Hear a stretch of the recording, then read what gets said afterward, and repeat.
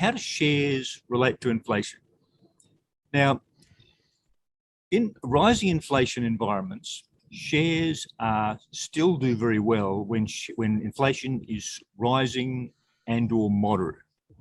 When inflation is 10% plus, like it was in large parts of the 70s or the early 50s or the early 1920s, shares get hammered. So share markets don't like high inflation, which is like 10% plus inflation. Because it's very hard for companies to pass that through to end consumers, and it Correct. the profits. High inflation skews investor behavior, it skews spending behavior, it skews investment behavior. So it is very damaging for share markets. We're not expecting 10% plus inflation for many, many years, or certainly not for the long term. So shares do very well in low inflation environments, as we've seen. They do very well in moderate inflation environments. So we can see inflation rising to 2, 3, 4% over the last year, 2 years, 3 years time. Inflation will be still able to be passed on by companies. And so their revenues will rise for inflation, their profits will rise for inflation, dividends will rise, and share prices do well. So while inflation is slow and rising and interest rates are still slowly rising, that is by and large good for share prices.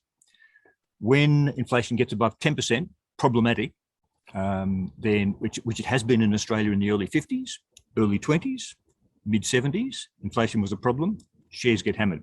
We don't see that happening in our scenarios currently. What we do see is rising interest rates, and by and large, rising interest rates still are better for shares than for any other asset. So that's the second so what.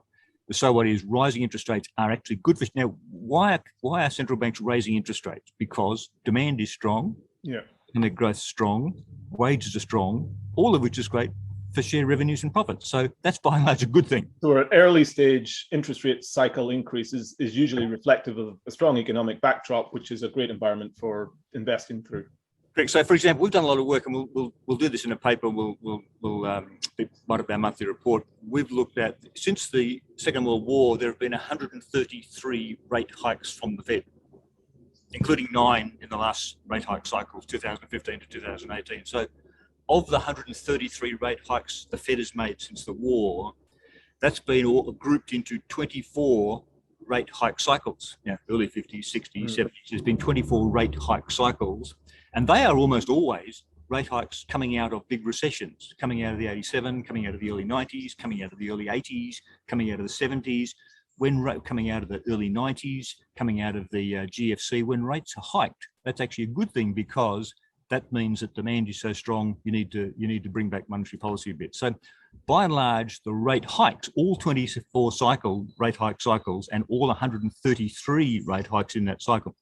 The early stage ones, when they're coming off a low base, have almost all been good for share prices, because share prices are driven by rising demand in society, which is good for companies in general, for shares, for revenues, and for profits. So what you fear is late cycle rate hikes. 1929, 1987, tech wreck in 99, 2000, GFC in 07, 08.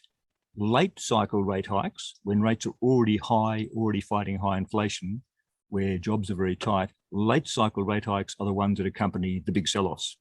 Early cycle rate hikes, which we're looking at now, are less problematic for share prices.